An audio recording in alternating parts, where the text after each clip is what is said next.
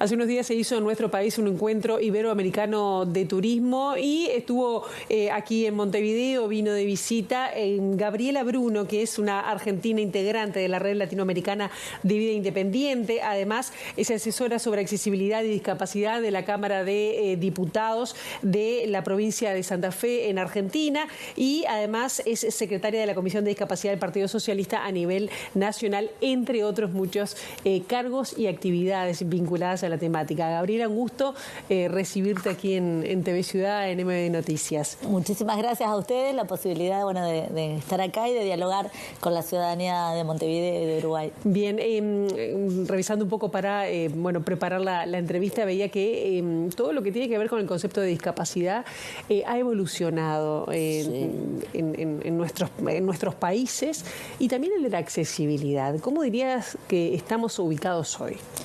A ver, primero arranco, me parece fundamental poder arrancar del concepto de discapacidad que nos lleva de la mano a lo que es la accesibilidad. Lo que plantea la Convención sobre los Derechos de las Personas con Discapacidad del año 2006 es que la situación de discapacidad ocurre entre lo que pasa en un cuerpo, digamos, lo que pasa en la persona y la relación con el entorno. Si esa relación está plagada de barreras, ahí es donde ocurre la discapacidad. Y trabajar el concepto de accesibilidad y trabajar el concepto de barreras, las barreras que necesitamos visualizar para poder eliminar, tiene que ver no solamente con lo arquitectónico y lo urbanístico, o físico también conocido, sino con lo comunicacional, pensando en personas con discapacidad intelectual, personas con discapacidad auditiva, personas con discapacidad visual. Digo, porque quizás nos remitimos más rápidamente a pensar, bueno, las rampas, los baños accesibles, cómo sorteamos los anchos de las puertas, que todo eso es necesario, el transporte público, que debe ser accesible. Ustedes acá en Montevideo están mucho más avanzados que nosotros en Santa Fe y nosotras, porque estuve viendo muchos colectivos que tienen el icono de accesibilidad. Por lo tanto, entiendo que permiten que personas usuarias de silla de ruedas puedan transportarse en el transporte público. Y otra de las barreras muy importantes a trabajar es lo que hace la barrera actitudinal. Y que ahí es donde radica cómo nos ven, cómo nos sigue viendo la sociedad, las personas con discapacidad y cómo nosotras y nosotros pretendemos que nos vean y desde dónde nos posicionamos para que sea una identidad política, para que sea un espacio, digamos, donde yo no tengo que transformarme para ser, como históricamente el modelo médico hegemónico o modelo también conocido como modelo rehabilitador planteaba esto. Bueno, somos sujetos a reparar, a ser rehabilitados, a que se borren las huellas de la discapacidad.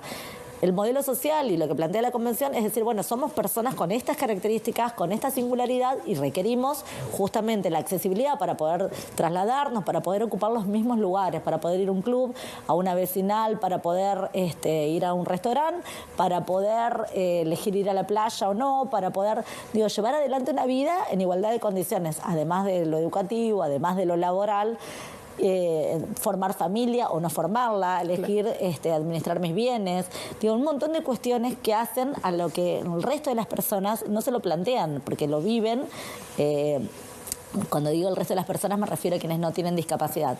Lo viven sin preguntarse. En cambio, nosotros las personas con discapacidad, desde que tenemos que pensar si al lugar que vamos va a ser accesible o cómo lo resuelvo, si tengo un transporte que me lleve hasta ahí, si necesito informarme y está accesible para una persona ciega, o va a haber intérpretes en lengua de señas si soy sorda, o está lo más sencillo escrito para que si tengo discapacidad intelectual pueda comprender un texto. ¿Qué es lo más difícil? O un mensaje. Decías que es la actitud de la gente, es la mirada de la gente. ¿Sabes por qué? Sí, porque es quien engloba. Ayer, por ejemplo, en un encuentro que tuvimos en el Espacio Colabora con la gente de Becky Labat, hablábamos, de que hay que formar a los arquitectos y las arquitectas, hay que formar a la... todo esto de formar en perspectiva de discapacidad, como lo llamamos, tiene que ver con el cambio en lo actitudinal, esta barrera, porque si ya desde el vamos, quien diseña un espacio, quien piensa en la política pública, yo siempre digo, cuando se piensa en políticas para juventudes, ¿se piensa que esas juventudes pueden tener discapacidad? ¿O se piensa a juventudes solamente sin discapacidad? Se arma un recital, se arma un evento.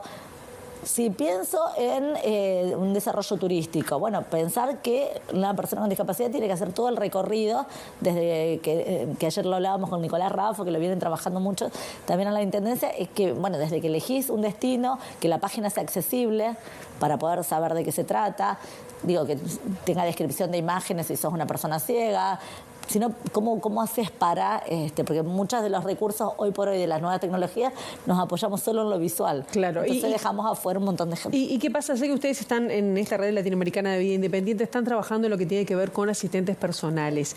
¿Cuál es la demanda y la necesidad y cómo se está implementando? Porque acá en Uruguay es como, bueno, se están dando pasos en ese sentido. Pero falta mucho. Falta mucho y hay como una línea delgada. A ver, los asistentes, primero cuento de qué se tratan los asistentes personales. Son aquellas personas que cumplen un rol de acompañarnos en nuestra autonomía. Digamos, no suplen nuestra voluntad, no suplen nuestro deseo, no suplen nuestras intenciones, sino que acompañan. Y hay un hilo muy delgado que se confunde con los cuidados. Entonces ahí es donde nosotros, desde el Movimiento de Vida Independiente, desde la Red Latinoamericana de Vida Independiente, venimos a decir, ojo, nosotros somos adultas, personas adultas que no necesitamos que nadie nos cuide, necesitamos que nos acompañen en nuestras decisiones. Y eso puede ser alguien que me acompañe en el traslado con la silla de ruedas, alguien que te acompañe en el baño, en la higiene personal, que te acompañe en las tareas domésticas o que te acompañe en el afuera para ir a trabajar, para ir o yo para estar hoy acá. Entonces, es muy importante que quien está al lado de la persona, digamos, formar a los asistentes personales para que respeten la voluntad y la autonomía de la persona con discapacidad. ¿Eso no pasa habitualmente? Es difícil, es muy difícil, por eso es necesario formar y darle la debida categoría a la figura de asistente personal y diferenciarlo del rol de cuidados, porque hay una línea delgada que se mezclan. Entonces puede ser que a las infancias haya que cuidar, pero no a personas, digamos, porque tiene que ver también con esta mirada que nos infantiliza, que nos pone en un lugar como en una categoría de subalternidad de ciudadanía. ¿Y qué diferencia ves con respecto a lo que ves en lo que has visto en Montevideo, por ejemplo, o en Uruguay, que sabemos que has venido varias veces, a lo que se está implementando en Argentina?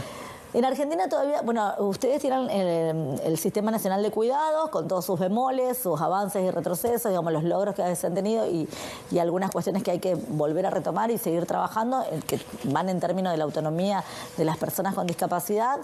Y en Argentina todavía, digamos, tenemos proyectos de ley, todavía eso no es ley, no se ha podido avanzar. Sí, nosotros en la provincia de Santa Fe, allá por el año 2013, empezamos a implementar a nivel dentro de la Subsecretaría de Discapacidad, a través de una resolución, un programa de asistentes personales que por un lado formaba y por otro lado se sustentaba, digamos, se financiaba desde la Subsecretaría para determinadas personas, una X cantidad de horas que rondaba entre las 4 y 6 horas para determinadas tareas que se trabajan junto con la persona con discapacidad, junto con la familia y junto con quien desempeña el rol de asistente.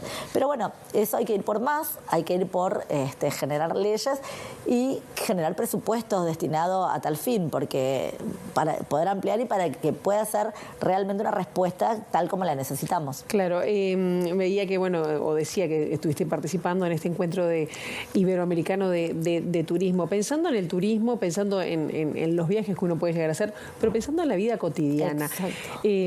Incluso para ir a un restaurante, o si soy celíaco y tengo que pedir comida especial, a dónde puedo ir y tal. Pero pensando en eso, ¿se ha calculado cuánto más caro es tener una discapacidad a nivel personal? A ver, justamente todo lo que se pelea en Argentina en este momento, que hay un gran conflicto que tiene que ver con el recorte de pensiones nacionales no contributivas, que es una ayuda del Estado a quienes no tienen, a las personas con discapacidad que no tienen recursos y que no tienen familia que pueda sostener. Porque de por sí vivir con discapacidad es mucho más caro. Esto digo, ante la ausencia de transporte público necesitas resolverlo con un vehículo privado que es más caro, sea remis, taxi o auto privado. Si necesitas los traslados, lo que hace a poder evitar algunos lugares o no hacerlo, o el tema de rentar por medios propios un asistente personal, o poder acomodar tu casa, tu espacio. Muchas veces personas que alquilan, o sea, no podés refaccionar una casa que está alquilada, entonces, digo, te empezás a sentir preso en tus propios espacios, en los espacios que habitás. No solamente que es caro, sino también que tiene como una necesidad de poder decir, bueno, planto bandera y este es mi lugar y cómo lo hago para poder habitar los espacios laborales. Por eso, si las cosas se piensan desde el vamos, porque es caro cuando uno lo piensa en términos de acomodar algo que estuvo pensado sin nosotros y nosotras. Ahora, poder armarlos desde cero, poder sustituir rampas, los escalones por rampa, poder ya desde el vamos a hacer las aberturas más anchas, bueno, todo eso no te implica un gasto extra. Digo, hay que también poder pensarlo como con este cambio de mirada y aspirando a eliminar esta barrera actitudinal, poder que los ingenieros, los arquitectos, todos quienes estén a cargo de diseñar, tanto sea espacios como políticas públicas, comunicadores, digo, cada uno en su rubro, puedan prever cómo generar accesibilidad, cómo eliminar esas barreras. Ya para ir cerrando, Gabriela, ¿encontraste aquí en Montevideo, por ejemplo, buena disposición a conformar y fortalecer esta red? Sí, realmente. De vida independiente.